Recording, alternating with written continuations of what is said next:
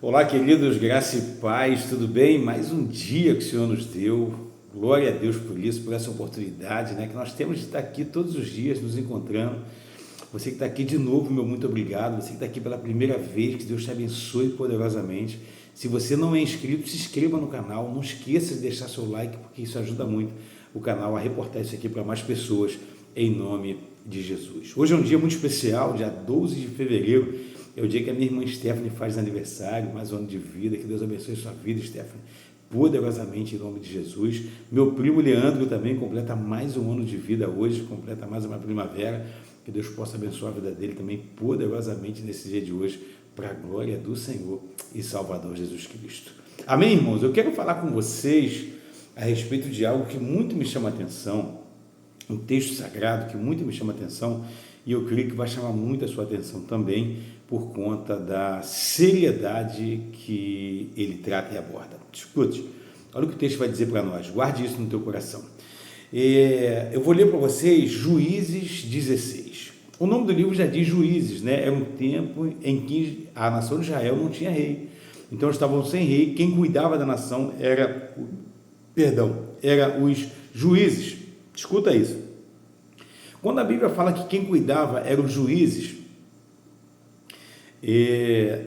Deus levanta um juiz, e esse juiz foi levantado por Deus para vencer os inimigos da nação. Esse juiz, ele nasceu com uma intenção, com um propósito. Deus pegou uma mulher estéril e falou: você vai gerar, você vai dar à luz, e esse filho, ele é narizeu. Faço confusão de narizeu ou nazireu. Ele é nazireu. E quando ele fala a respeito disso, irmãos, que ele é nazireu, escuta isso.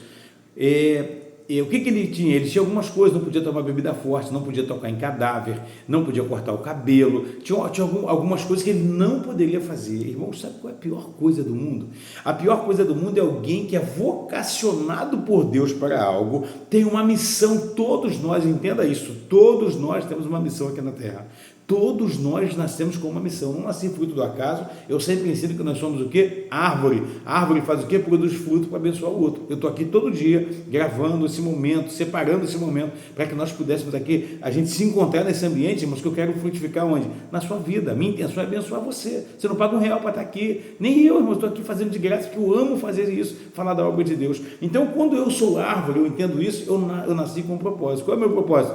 Irmãos, o meu propósito é falar do amor, da palavra de Deus, que esse Deus cura, que esse Deus salva, que esse Deus liberta, e trazer uma palavra para animar, para mudar a sua vida, para mudar seus pensamentos. É para isso que eu estou aqui todos os dias, de forma incansável, de forma ininterrupta, é para abençoar a tua vida em nome de Jesus. Creia nisso.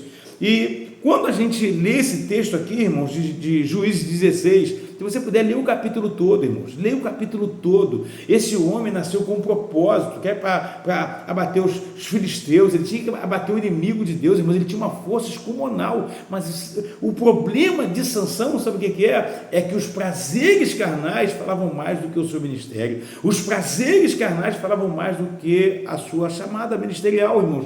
Irmãos, eu e você temos um propósito, temos uma chamada, só que os prazeres momentâneos não podem mexer com aquilo que é eterno, não pode atrapalhar o meu propósito. Irmãos, nesse capítulo aqui você vai ver que primeiro Sansão já começa se envolvendo com uma prostituta, o que não era para ele poder fazer. Depois ele se envolve com uma outra prostituta chamada Dalila, e a Bíblia vai dizer, irmãos, que Dalila todo dia importunava, porque ela estava querendo ganhar prata. O povo falou: olha, se você conseguir descobrir a força dele, eu quero matar ele, Aí o que acontece? Aí ela vai começar a fazer: olha, assim, o que eu faço? Ele me prende com 7 tranças de couro ainda úmida. Não, o que eu faço? Corda virgem, o que eu faço? Começou a indagar. Irmãos, tem gente que brinca com o pecado. Irmãos, ele já era para ter despertado a mente dele e falar: eu não vou fazer nada, não vou falar nada. De onde está a sua força? Ele tinha que fazer o quê? Eu vou sair daqui e vou embora, eu não volto mais, porque ela está querendo me prejudicar. Irmãos, escuta que eu vou te falar uma coisa. Escuta isso. Eu vou falar uma coisa que serve para a família, serve para um monte de coisa. O divórcio, ele dá sinal, no namoro. Aprenda isso. Tem coisas que dão sinal lá atrás, irmãos. Tem casamento que está indo, eu estou indo para o buraco, meu casamento é infeliz, mas o sinal já foi dado no namoro. Você já teve sinal lá no namoro. Então tem coisas na minha vida e na sua espiritual que lá no início você está dando sinal. Fulano fraquejou. Não, irmãos, o sinal já foi dado aonde? Lá atrás já tinha isso. Então ele vem fazendo o quê? Brincando com o pecado, e vai dizer assim em Juízes 16, eu vou ler o versículo 20, para poder você entender um pouco melhor. Depois que ela falou para ele que o segredo estava em cortar as 7 tranças do cabelo dele, olha só o que acontece. Então ela o chamou: Sansão, os filisteus estão atacando. E ele acordou do seu sono e pensou: sairei como antes e me livrarei. Mas não sabia que o Senhor havia o deixado.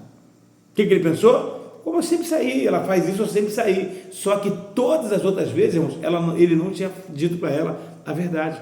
Ele não entregou. Satanás, ele é assim, irmãos. Ele vai entrando, ele vai minando todo dia o seu ponto fraco. Ele vai minando todo dia o seu ponto fraco. Ele fez isso com Sansão. O que Sansão fez? Falou que não devia. E quando ele achou que ia fazer, irmãos, o Senhor já tinha deixado ele. Então, quando alguém, irmãos, começa a viver uma vida depravada, que perde a presença, perde a unção, perde o poder de Deus, quando ele perde isso, irmãos, não é algo de agora, não, já vem sendo destruído há muito tempo. Então, tem coisas que vão sendo desconstruídas, irmãos, há muito tempo. Então, tem gente que não lê, que não ora, que não consegue separar um tempo de qualidade como esse, que eu e vocês estamos separando. O que acontece? Aí depois ele vai dizer: olha, eu não sei o que houve com a minha vida, irmãos. Você é igual a Dalila. Você está tão ocupado com as coisas terrenas, está tão ocupado com os prazeres, com a correria, irmãos, que você está deixando o quê? Deus de lado. E quantas pessoas que a gente conhece, irmãos, que tinha um ministério lindo, poderoso, um chamado glorioso, e hoje não tem mais nada. Por quê, pastor? Porque aconteceu isso, olha só. E os filisteus o prenderam e furaram os seus olhos e levaram para Gaza e o prenderam com algemas de bronze e o puseram para girar um moinho na prisão. O que ele estava fazendo? Trabalho de animal. Quando o inimigo consegue tirar a tua força e tirar a tua visão, irmão, já era. O que ele faz? Ele coloca para você fazer o trabalho de animal. Ele vai humilhar a pessoa. Isso não é para você nem para mim, mas é isso que a gente olha ao nosso redor e a gente vai pensar nisso, vai olhar e falar: meu Deus, é isso mesmo que ele fez. Fulano, depois que caiu, olha, a vida da pessoa destruiu toda, a vida da mulher destruiu toda. Por quê? Porque ele coloca você para te humilhar, fazer trabalho de animal. Ele te leva para o ambiente, bota. Imagina, o que era para o animal fazer, irmão, ficar rodando aquilo ali, ele estava fazendo aquele trabalho ali, dia e noite, rodando em volta daquilo ali, dia e noite rodando em volta daquilo ali. Escuta, irmãos, Deus às vezes tem uma obra linda, poderosa para fazer na minha vida e na sua, só que nós precisamos de entender uma coisa: dar ouvido, meditar na palavra do Senhor de dia e de noite, entender qual é o meu e o seu chamado, irmãos, porque Deus não quer que eu e você tenhamos força. O texto vai dizer que o cabelo dele começou a crescer de novo. O que ele começou a fazer? Ele começou a ter força. Não adianta ter força e não ter visão. Amém? Que isso faça sentido para você, que você possa olhar e falar: meu Deus, eu preciso me santificar mais, eu preciso de me santificar mais. Por quê, pastor? Porque a Bíblia diz: santificai-vos hoje e amanhã eu vou fazer maravilha no meio de vós. Irmãos, tem coisas na minha vida e na sua que nós temos que nos santificar. Pastor, mas eu estou no período da graça. Sim, nós estamos no período da graça, só que nós precisamos de nos santificar, abrir mão de tudo aquilo que nos afasta do Senhor, porque Ele tem algo poderoso e glorioso para fazer na minha vida e na sua, em nome de Jesus. Amém? Deus, Ele começa a trazer um despertar, o Espírito Santo começa a falar conosco, a nossa consciência começa a fazer o quê? A nos apontar, a acender luz de alerta. Isso tem que parar, isso tem que diminuir, isso tem que cessar, e a gente começa a fazer o quê? Abrir mão daquilo que nos afasta do Senhor, porque eu não quero perder força e visão, e não quero depois recuperar força e nunca mais ter a mesma visão. Que isso faça muito sentido para você, para a sua casa e sua família, em nome do Senhor e Salvador Jesus Cristo. Pense sempre, leia esse texto, se você puder ler depois, a continuação a partir do verso 23, vai falar que Sansão, ele mata o maior número de filisteus possíveis na sua morte, mas ele morreu junto. Por quê, pastor? Tinha força, mas não tinha visão. Ele pediu para alguém colocar ele no centro das 2 colunas principais do templo, e ele foi lá e derrubou o templo. E eu quero dizer para você, irmãos, não adianta ter força e não ter visão. A história dele se encerrou. Matou gente? Matou. Cumpriu o propósito? Cumpriu, mas ele poderia ser muito mais eficaz se ele não desse tanto ouvido aos prazeres da carne e fosse mais espiritual. Ele fez muita coisa que não devia. Comeu o mel da cabeça do cadáver, se envolveu com mulheres de outros povos. Ele fez muita coisa que não podia. Irmãos, tem muita gente perdendo a guerra. Sabe por quê? Porque está passando onde não deve, está frequentando o que não deve, está conversando assunto que não deve, está se envolvendo com coisa que não deve. Deus está falando com pessoas aqui hoje, eu tenho certeza disso. Amém? Porque ele fala no nosso íntimo. Quem fala não é o pastor, não é ninguém, irmãos, é o Espírito Santo que fala no nosso coração, e é ele que faz acender luz de alerta dentro de nós, para que nós possamos voltar para o caminho. Falta de fé é algo que nos afasta de Deus. Deus nos trouxe aqui hoje para realmente produzir fé no meu e no seu coração, dizer que Ele está com você, Ele está comigo, Ele é com você, Ele é comigo, e esse dia será um dia glorioso, cheio da graça e da presença de Deus. Você crê nisso? Vamos orar em nome de Jesus. Senhor, nosso Deus e nosso Pai, Pai amado e bendito, aqui estão para essas pessoas, ó Pai, a maioria pode estar aqui comigo diariamente, Senhor.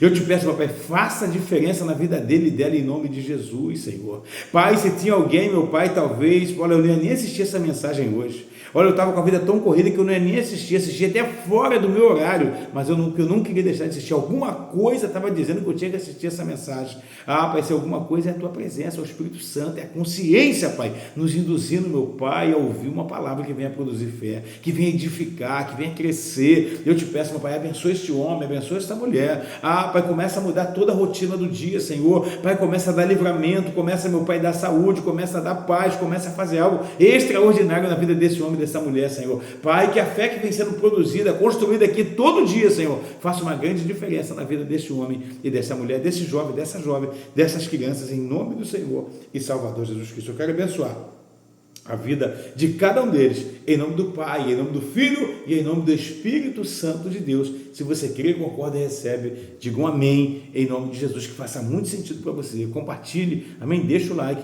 compartilhe esse vídeo com alguém. Se você não é inscrito, se inscreva no canal e abençoe a vida de alguém. Eu quero agradecer a todos que sempre compartilham aqui no grupo da família, no grupo da igreja, no grupo do bairro, amém. Deus abençoe você, que cada bairro aqui que recebe essas orações, a cada pessoa que assiste aqui, que sejam abençoados em nome de Jesus. É muito bom ter você aqui. Que Deus abençoe você poderosamente em nome de Jesus.